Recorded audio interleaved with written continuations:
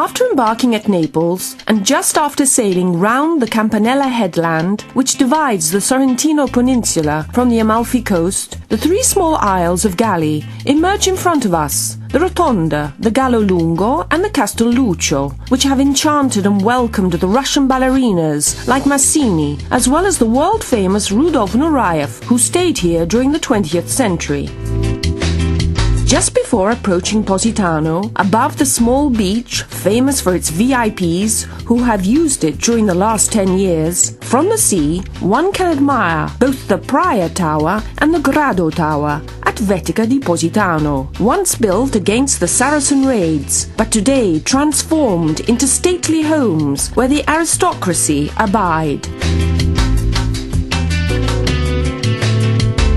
In Positano, colourful signboards are everywhere, and like the writer Stefan Andres defined, it is a true hiding place on the margin of history. Other than the fascinating Arab flavour of the narrow alleyways and never-ending steps, which are always crowded in nearly all seasons and at every hour of the day, under the main church towards the Marina Grande beach, a Roman holiday villa has been recently discovered, dating back to the Roman imperial age, smothered by the volcanic pumice stone during the eruption which also destroyed the Vesuvian cities.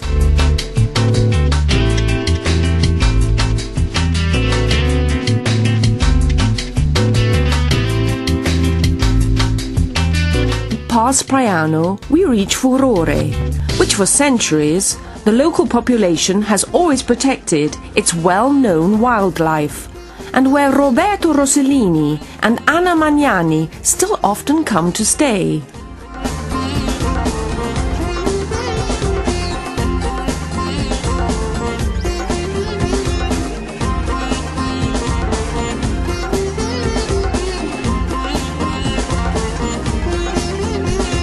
But Furore is also art and history, like the Church of Sant'Elia and San Michele, or an authentic open-air museum called I Muri d'Autore, or the Author's Walls, where artists can let free their creative imagination in an explosion of ignited and multicolored Chromium artwork.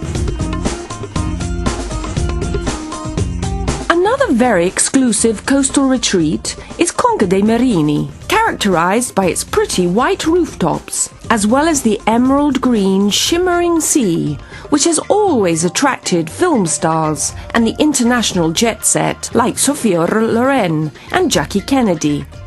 However, one of the main attractions in Conca dei Marini is the Sfogliatella Santa Rosa, a delicious creamy puff pastry which was once baked by the religious Dominicans in the 1500s from the actual monastery of Santa Rosa. We finally sail into Amalfi, the ancient maritime republic, which in very ancient times could also have once served as a maritime outpost for the great Nuceria Alfaterna area, situated on the other side of the Monti Latari mountains. It was in fact Amalfi which re-established the commercial relations and connections all over the Mediterranean after the fall of the Roman Empire by importing Eastern spices and manuscript paper once again into Europe. Amalfi was really the first place in Europe where paper mills were established, owing to their contacts at that time with the Arab world.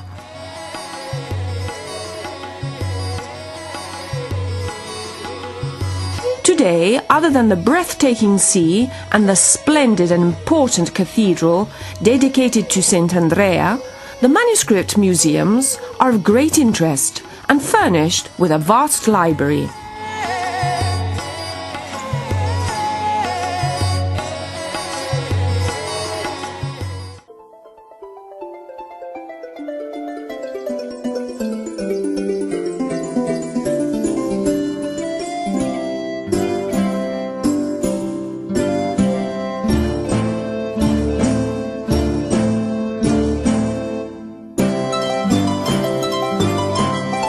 Just after a rocky bend in the bay, a tranny appears, which bewitched, a well-known artist, Cornelius Escher, in the 1920s, who in fact, by dedicating a series of painting and sketches to it, made this small coastal town become famous.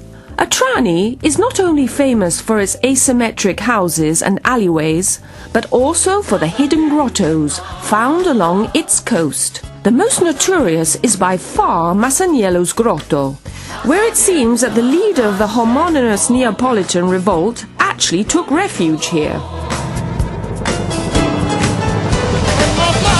And now, where shall we go? We could either continue on to Minori, or why not make our way up towards Ravello? Maybe a short stop in this town, known as the drawing room of the Divine Coast, would be a perfect place to scan the horizon over the vast crescent-shaped Gulf of Salerno. On a clear spring day, one is able to see as far as the Capo Palinuro headland, not far from Calabria. This town, Ravello, known as the ancient Rebellum, was reached by many a person travelling up on a mule's back, or even by riding, like Richard Wagner did in 1880 to re-find that mythical garden of Klingsor. Intellectuals, artists, poets and celebrities have all stayed here, while writing or eloping, like Giovanni Boccaccio and Greta Garbo, a real icon of the cinema of all times, up until Gori Vidal, who recently passed away, leaving us his enchanting monuments, magnificent but discreet villas, and his charming hotels, which still pay tribute to the patrimony of mankind. Looking down from above, one can sight the seaside resorts of Minori and Maiori. These two towns are practically adjoining. In Minori, it is well worth a visit to the remarkable Roman seaside villa, found in the very centre of the town, dating back to the Imperial Age, with splendid polychrome mosaics and a superb viridarium Roman garden. Maiori, once the ancient Regina Maiori, nowadays offers a very modern tourist harbour, which is particularly active and busy in most seasons. Its large hotels and long, pleasant beaches welcome tourists in an atmosphere full of vitality. As we continue our journey, sailing around a bend towards Salerno, one can sight from the sea the watchtowers, which for centuries have defended the inland from the Saracen sackaging. Both of the once powerful Norman and Scarpariello watchtowers, like many others, have also changed their original purpose, even though keeping their austere and Spartan aspect.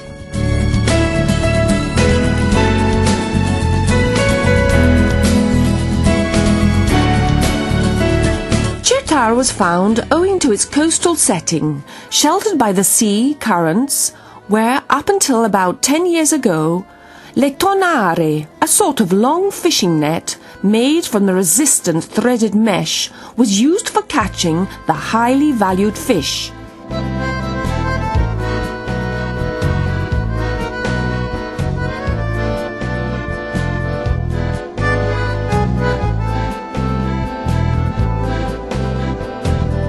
Even though the ways of fishing here have changed in time, the method of preserving the anchovies under salt has, however, remained, as well as the same authentic culinary of Cettara, like the highly valued funneling of fish paste, made from many well-known oily blue fish, which reminds us of the garum, once used by the Romans.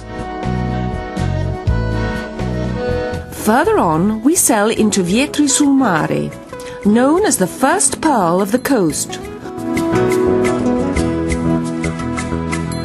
where all its colourful ceramics are displayed in every little angle, which during time has made this town so famous and today exported worldwide. Picture picturesque walls, terraces and fountains can be found all over the busy town centre in a glorious explosion, variety and mixture from traditional to bizarre shapes, in a variety of intense and bright colours, like the unconfounding coppery green, lemon yellow, or the ultra blue marine. Viettri's beach is emphasised by the two landmarks, known as the Two Brother Sea Rocks, which also announce the great shipping port of Salerno, which today has been brought back to being one of the most important ports.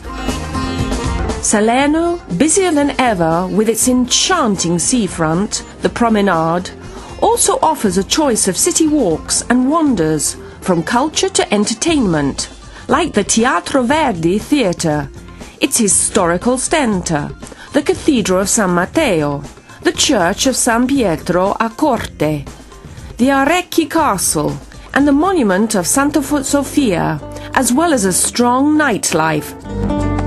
Salerno's coastal road comes to an end with its hollow curves on the Gulf of Agropoli, where a never-ending long and sandy beach stretches as far as the eye can see.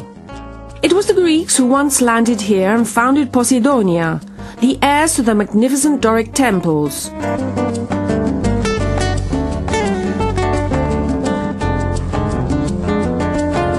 Where centuries later, in September 1943, the Allied forces landed along the coast between Battipaglia and Paestum.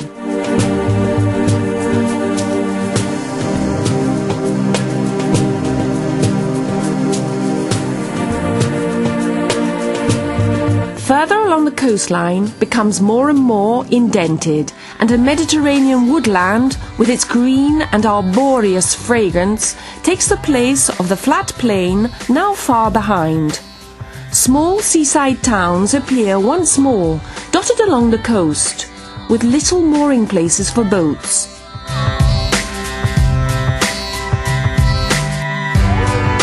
This fascinating Cilento coast reveals itself to tourists, a little at a time, by its ancient myths and mysterious sounds, which make it a really unforgettable holiday place, with its winding paths and small creeks, which can be sighted at short intervals from Agropoli to Sapri.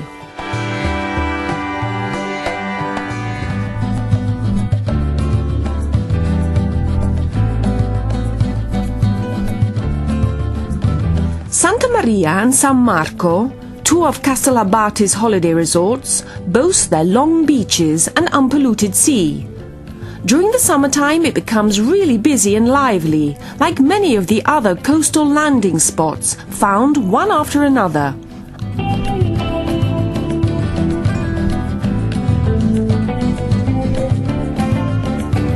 Other than the numerous sea excursions, other sightseeing visits are well recommended, like the Antiquarium Marine Park, important buildings and the prominent watchtowers.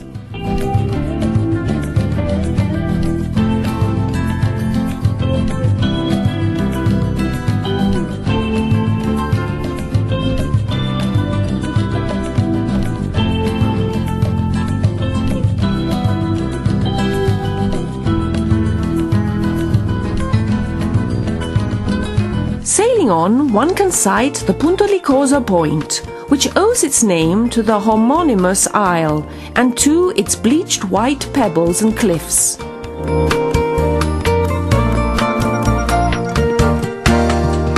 Sailing around the headland, the peninsula from where we started our itinerary disappears into the horizon. A short stop at Oliastro Marina and Agnoni, two of Monte Corrice's smaller seaside resorts, where the Aleppo pine trees hide the view to the back of the small port. Acchiaroli, one of Polica's small fractions, is dominated by a Norman tower, which during the reign of Federico II defended the inland territory from the sea. And further along, a beautiful crystal clear and protected sea is found at Pioppi, which inspired the American writer Ernest Hemingway to write The Old Man and the Sea. Not far along the coast, we sail into Marina di Casal Velino and Ascea, found at the mouth of the river Alento, where the Foresi colonies founded Elia around the middle of the 6th century BC.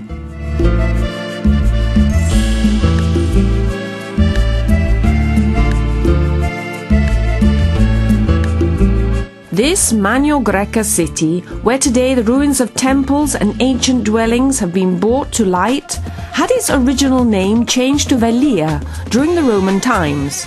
Nowadays it is visited not only by an archaeological tourism, owing to its archaeology, but is also popular as a secluded and peaceful seaside resort.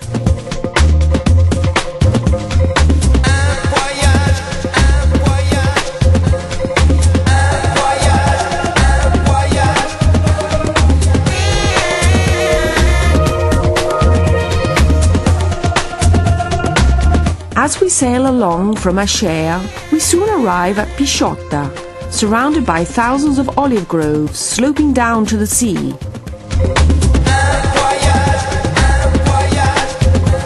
The small town centre is clustered around many historical monuments, like the Marquesal Palace.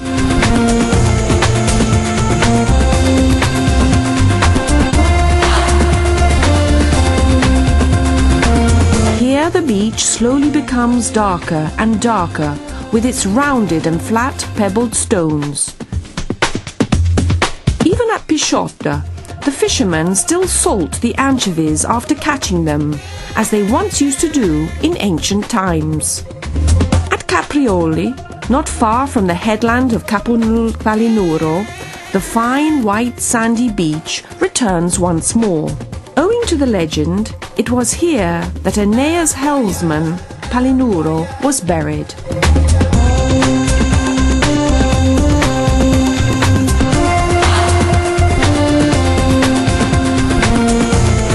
Palinuro is a genuine revelation of the Cilento coastline. With its crystal clear waters, wide beaches and numerous grottos dotted along the coastline, where the elite have always insisted on stopping there ever since the 1950s.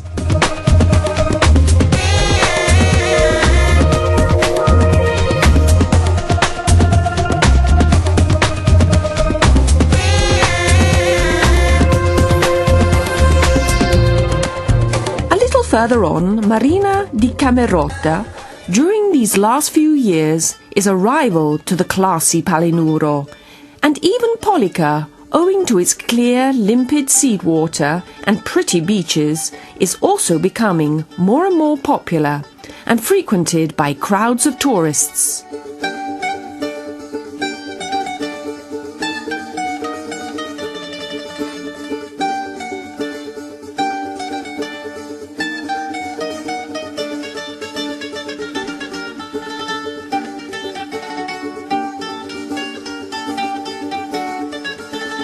In the Lenticello Grotto, one of several found at Camerota, the Lion of Capoeira is kept, deriving from an Italian ship, which in 1879 set sail from Montevideo, crossing the Atlantic Ocean, transporting this golden sword, which the Italian emigrants had sent as a gift to Garibaldi. The coastal point at the Punto degli Infreschi is definitely the most unpolluted part of all the Cilento coast. The water is just so clear that often one encounters schools of dolphins which pursue the abundant oily blue fish.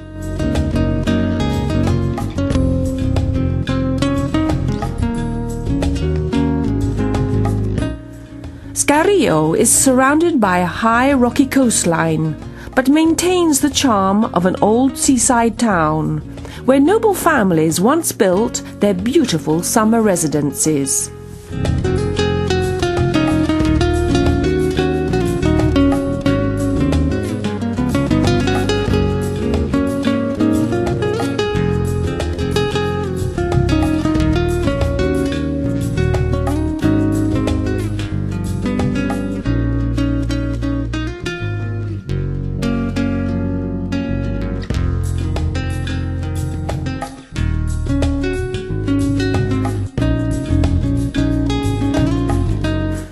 change in scenery can also be admired in Policastro Busentino.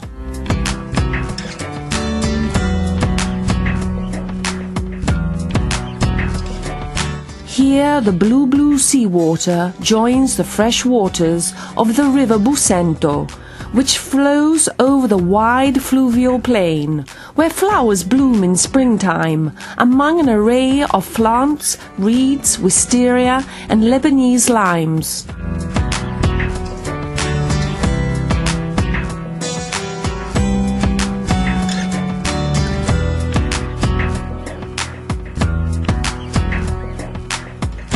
At Capitello, the beaches widen once more among the coastal creeks.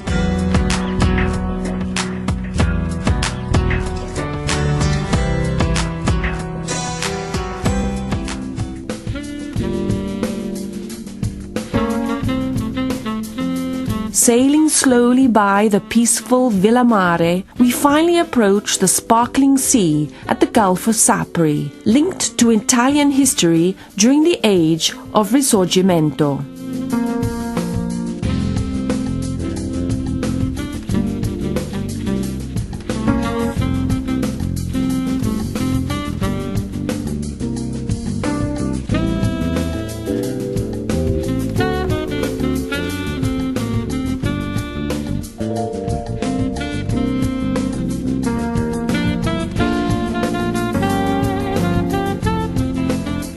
Here both the Cilento coastline and this last town in the immense province of Salerno bid us a last farewell in the region of Campania, but announce the arrival of other seashores just as delightful further down the toe of Italy.